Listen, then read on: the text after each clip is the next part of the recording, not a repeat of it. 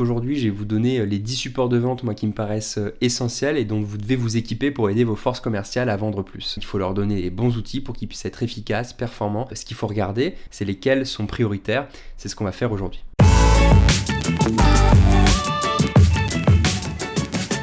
Alors qui je suis moi pour vous parler des meilleurs supports de vente pour les commerciaux? Eh bien je m'appelle Quentin, je suis un ancien directeur commercial et aujourd'hui j'accompagne les dirigeants et leurs commerciaux à faire plus de ventes par de la stratégie et des opérations, mais toujours avec des méthodes ultra concrètes. D'ailleurs cette chaîne YouTube c'est exactement ça son rôle, c'est d'aider les commerciaux à performer, les inspirer avec des nouvelles méthodes, des moyens concrets pour faire progresser leur chiffre d'affaires. Alors le premier support qu'il faut donner aux commerciaux, c'est des modèles, des templates d'emails de prospection. Je vois trop souvent des commerciaux qui réinventent la roue, qui font leur propre modèle, et puis le commercial qui arrive après, qui refait son modèle, ça prend beaucoup de temps, c'est très chronophage, ça implique plein de personnes qui refont la lecture, qui donnent leur avis, etc. Créez un modèle de référence une fois pour toutes, insérez-y des variables qui vont permettre au commercial de se l'approprier, mais créer des incontournables, une base à utiliser, parce que vous aurez de la data autour de cette base qui vous permettra de dire que c'est celui-là le modèle le plus performant et ce ne sera plus discutable, vous allez gagner beaucoup de temps pour vos commerciaux et pour l'équipe tout entière. Le deuxième modèle, c'est un modèle de conduite de rendez-vous. Je vois beaucoup trop de commerciaux aujourd'hui qui vont en rendez-vous et qui font un petit peu comme ils peuvent, qui n'ont pas de méthode, ou en tout cas qui n'ont pas de méthode formelle. Ils ont vu un jour le fondateur s'exercer en rendez-vous, ils ont un peu copié, puis le commercial d'après a copié ce que le commercial d'avant avait fait. Ça finit un petit peu en vaste malentendu non formalisé, et puis ça donne des méthodes de vente qui sont complètement déstructurées. Donc figez une bonne fois une méthode de rendez-vous, entraînez les commerciaux à la réaliser, et ce sera un support de vente et du temps qui sera extrêmement bien investi, parce que c'est beau de faire des efforts de prospection, on sait à quel point c'est compliqué, mais si derrière on n'assure pas en rendez-vous, et bien finalement c'est du gâchis et ça c'est dommage. Donc en 1 on a prospecté, en 2 on a fait un bon rendez-vous, et bien maintenant en 3 on va leur donner un modèle de pitch. J'ai fait une vidéo spécifique sur la question, donc allez la voir. Vous tapez pitch commercial dans YouTube, pitch commercial The Good Sale, vous allez le trouver.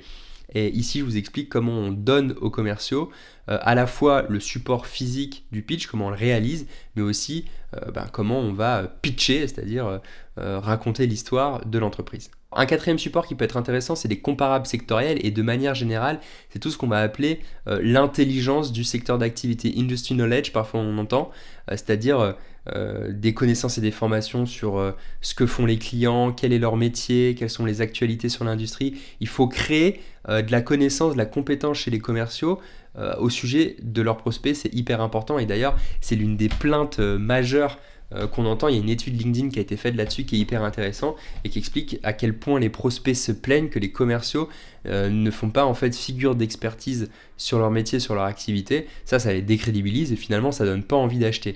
Donc plus vous allez être capable de construire de la matière autour de la connaissance client, de la connaissance métier, bien plus vous allez faire de vos commerciaux des top performers. Bon, il y a une idée très simple pour ça, c'est de faire en responsabilité tournante chaque semaine un commercial qui va présenter un métier de prospect ou une entreprise au peigne fin, où il va faire du travail, il peut même faire venir des intervenants, et chaque semaine c'est un autre commercial de l'équipe qui va faire ce travail. Ça va faire monter le niveau global de compréhension de l'équipe à un autre niveau. C'est assez sympa à faire, puis ça donne des responsabilités, des petits projets à côté de son travail de commercial pour apporter un peu de variété, donc il ne faut pas hésiter à utiliser cette carte-là. Le cinquième support hyper important, c'est la synthèse des échanges. C'est ce document qui va retracer l'intégralité des rendez-vous qu'il y a eu entre le commercial et son client, et qui va permettre d'apporter de la structure, de montrer qu'il y a de la compréhension et d'aider le prospect finalement à se projeter. Donc c'est un document qu'on envoie pour la première fois après le premier rendez-vous, après le R1, dans lequel on va retrouver les problématiques du client, les solutions qu'il a évoquées, son timing. On va aussi parler vous de votre côté du type de solution que vous proposez, et en fait ce document vous allez itérer dessus avec votre prospect au fur et à mesure de la relation commerciale. Et la dernière slide, si c'est un PowerPoint, ou la dernière page si c'est un Word que vous allez ajouter, c'est la page de proposition financière. Ce qui est intéressant, c'est que c'est un document de co-construction qui permet aux commerciaux de gagner beaucoup de temps, parce que dès lors qu'on a un template qu'on peut leur fournir, ils savent exactement comment structurer leur rapport de rendez-vous, ils savent comment faire évoluer la relation commerciale. Ils n'ont plus besoin de se prendre la tête à faire de la mise en forme, à se demander quelles informations ils vont sélectionner. Tout est déjà préparé dans cette fameuse synthèse des échanges. C'est un document assez technique, je le vois dans peu d'entreprises, mais je peux vous assurer que ça a de super effets sur les prospects. Un sixième outil qui peut être hyper intéressant, c'est le simulateur de ROI. Alors pour que ça marche, un simulateur de ROI, il faut prendre des hypothèses complètement absurdes. Alors pourquoi je dis absurdes? Ce que je veux dire, c'est qu'elles sont ultra conservatrices, des hypothèses sur lesquelles finalement les prospects ne peuvent pas argumenter, on ne peut pas vous reprocher d'avoir été trop optimiste. Alors comment on peut faire un simulateur? C'est simple, hein. On va demander plusieurs fois en rendez-vous à des prospects comment eux ils vont évaluer l'efficacité de la solution, sur quelles métriques ils vont se reposer et comment dans leur tête ils cheminent pour se demander si c'est efficace ou non, quels chiffres ils utilisent. Et puis en fait vous allez minorer la valeur de ces chiffres, les composer, les mettre dans un outil que vous allez mettre à disposition de votre client. C'est un premier pas vers la compréhension et la construction d'un ROI vis-à-vis de la solution que vous êtes en train de vendre. Ici encore, hein, l'idée c'est de faire gagner du temps aux commerciaux, il y en a plein qui réinventent la roue. Faites ce simulateur. C'est important parce que pour ceux qui ne réinventent pas la roue, généralement c'est qu'ils ne proposent pas de vision héroïste de votre solution. Et c'est dommage parce que s'ils avaient un outil tout prêt, eh bien, ils se mettraient à le faire et ça les aiderait à vendre. Septième support de vente incontournable, c'est la fameuse proposition commerciale. Là, en étant malin, on réutilise la synthèse des échanges dont je vous parlais dans les points précédents et on y ajoute la partie prix qui va vous aider finalement à construire un cheminement béton appuyé par un prix, parce qu'à un moment donné, toute cette activité et ce plan d'action que vous proposez, il faut le financer et ça va permettre en fait d'avoir une démarche qui est très fluide, qui est très évidente pour le prospect et ça va vous aider à présenter votre prix. Un huitième support de vente qui va aider vos équipes, c'est le cas client. Alors le cas client, c'est pas la peine de faire un très grand livre blanc avec plein de pages, etc. Il y a des entreprises qui font une page A4 où ils expliquent situation initiale, problème, plan d'action, résultat final. En tout cas, il faut une série de cas clients à offrir à vos commerciaux parce qu'ils n'auront pas forcément eux-mêmes le réflexe d'aller récupérer les résultats des anciens clients pour en faire des études de cas à présenter aux prochains clients. Ça, c'est un argument qui est extrêmement puissant, c'est les résultats que vous avez déjà obtenus, prouvés, mesurés, pour des prospects, pour qu'ils soient prêts à s'engager, pour qu'ils aient des éléments de réassurance qui les aident à franchir le pas, c'est-à-dire à s'engager avec vous. Souvent, les commerciaux, ils ont du mal à communiquer avec leurs prospects les résultats précédents qu'ils ont obtenus dans des situations similaires à celles du prospect. Et ça, c'est dommage parce que c'est quand même l'un des arguments les plus puissants, l'un des éléments de réassurance les plus forts qui permettent à des prospects de se projeter et finalement de franchir le pas de la contractualisation avec vous.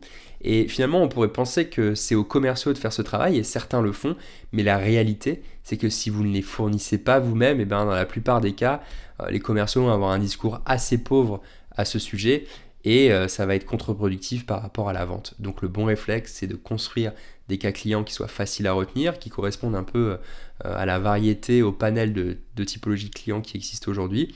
Vous le proposez aux commerciaux, bon, ils vont peut-être les retoquer et vous proposer des modifications, mais dès lors qu'il y a des modifications, il va y avoir appropriation. Ça va être excellent après pour l'adoption terrain. Donc faites des cas clients, même si c'est que sur une page, c'est hyper important d'avoir la logique situation initiale, problème, plan d'action, situation finale. Ça peut être aussi simple que ça, vous appelez 4-5 clients, vous les faites témoigner, vous en faites des études de cas à utiliser pour les commerciaux. Le 9e support de vente très utile, c'est le livre blanc, qui est utile à plusieurs égards. Le premier, c'est que ça peut permettre de relancer des prospects un peu endormis qui nous ghostent, hein, qui font les fantômes, on ne sait pas trop où ils sont, ils arrêtent de nous répondre. Avec un livre blanc, l'avantage c'est qu'on apporte de la valeur, on n'est pas obligé, là, comme un lourdeau, de dire avez-vous pu voir mon précédent email? On lui dit j'ai pensé à vous, j'ai tel livre blanc qui donne telle information et qui est intéressant, je vous l'envoie et vous me direz ce que vous en avez pensé. Voilà, ça suffit, c'est très soft. Et le prospect appréciera. Faites des livres blancs assez courts avec un maximum de valeur à l'intérieur, ce sera largement utile. Donc là on relance. Deuxième intérêt, un livre blanc ça se télécharge. Ça veut dire que vous allez pouvoir trouver des prospects grâce à ça.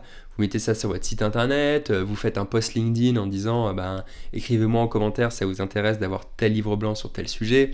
Donc finalement c'est un aimant à lead, un lead magnet qui va vous permettre d'identifier de nouveaux besoins, de nouveaux prospects sur le marché. Donc c'est une deuxième utilisation intéressante des livres blancs. Le troisième intérêt d'un livre blanc, c'est que finalement ça va poser votre expertise sur le marché. Vous allez être vu comme des personnes de confiance qui savent de quoi elles parlent, si votre livre blanc est de qualité évidemment, parce que ça peut avoir l'effet inverse. Et ça va être très utile pour le travail des commerciaux parce qu'en amont, il y a un a priori positif sur votre entreprise et que finalement c'est une excellente manière de démarrer une collaboration commerciale. Alors le 10e et dernier support de vente, c'est pas vraiment un support de vente, mais c'est un bonus qui va être très utile. C'est un document qui va vous permettre de recruter, de garder les commerciaux et de les garder motivés. Ce document, c'est le plan de carrière et la fiche de poste. C'est des choses qu'on voit assez rarement, mais tant qu'on est un beau commercial et qu'on arrive en entretien et qu'on a en face de nous un directeur commercial ou un dirigeant qui est capable de nous montrer une fiche de poste bien établie, droite, avec des responsabilités, un champ d'action, des KPI associés, et que derrière, il y a un plan de carrière, c'est-à-dire qu'on sait que quand on fait tel poste, on peut passer à tel autre et tel autre, eh bien on a de la visibilité, on se projette, on sent que l'entreprise a travaillé sa copie, et ça c'est extrêmement motivant. Donc au niveau du recrutement déjà, ça donne envie de vous rejoindre. Après, une fois qu'on est dans l'entreprise, eh bien, ça peut aider un commercial un peu à ronger son frein. Il a envie d'une promotion, mais il sait que, bah oui, c'est vrai que c'est prévu, en tout cas que c'est possible au bout de 18 mois de passer au rang supérieur. Et puis il y a même des entreprises d'ailleurs qui indiquent les rémunérations associées. Donc ça calme, ça tempère, ça donne de la visibilité, ça permet aux commerciaux de rester et c'est très utile.